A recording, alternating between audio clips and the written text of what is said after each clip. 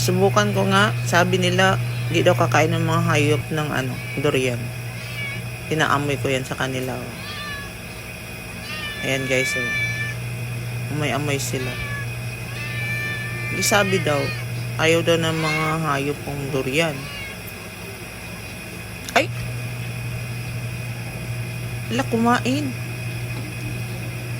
Kumain nga. Oh! Nagagawan mo sila guys, oh. Oh. Kumain nga. So, kakain pala yung ibang pusa ng durian. Hindi naman pala lahat. Ayun, oh. Sarap na sarap siya, guys, oh. Kumain nga. Oh. Halos ayaw po niya mamigay, oh. Kakain pala. Kasi kung napapanood ko, yung halos maduduwal na sila. Oo, tinakbo pa niya. Pasensya na kayo sa sahig namin guys ha.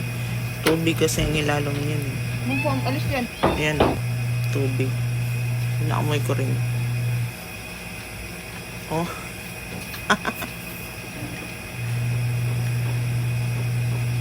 Parang ayaw niya. Oh. Parang ayaw nga niya.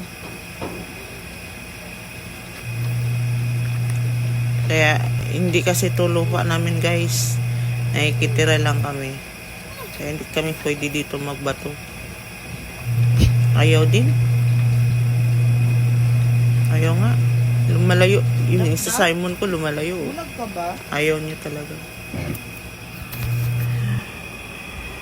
Ayan. Ay, andyan na naman yung manok guys. Oh. Siya lang yung manok na mahilig sa bubong magala-gala. Ayan o. Bakit? Naku, sinira yung mo yan? Sinira. Ang hilig niya talaga dito sa bubong. Okay, mananin mo diya, oy.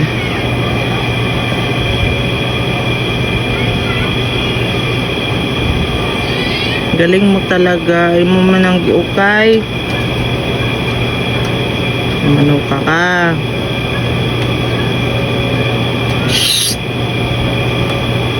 Ang hilig mo talaga dito. Manok!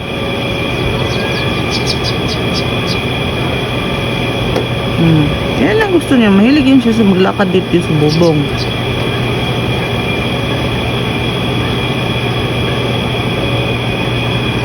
Ganda ng panahon guys.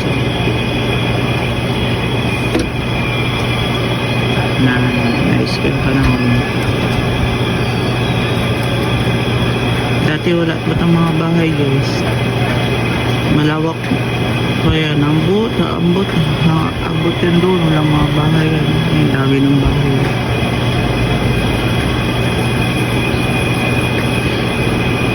Dati madilim dyan. Nakatakot pa yan dyan sa likod ng puro kahoy pa yan dyan.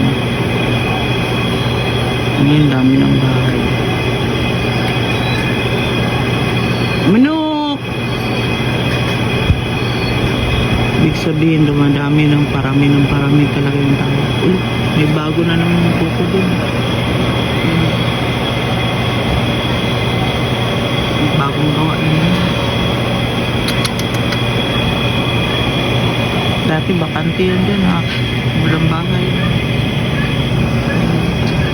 Wala pa yan. Madilim yan dyan ha. Katakot.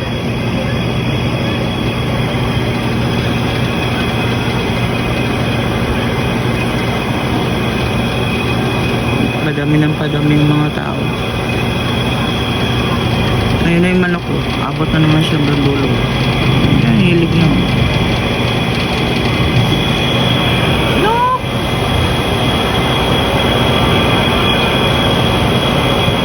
Yan, dati yan. Yan. Dati yung kulay green, nakikita ko yun. Hindi na.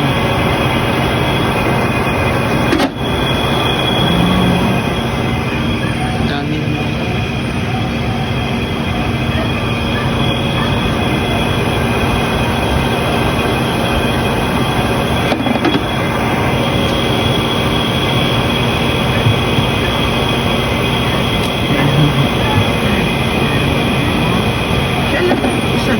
Minsan may babaeng kasama yan.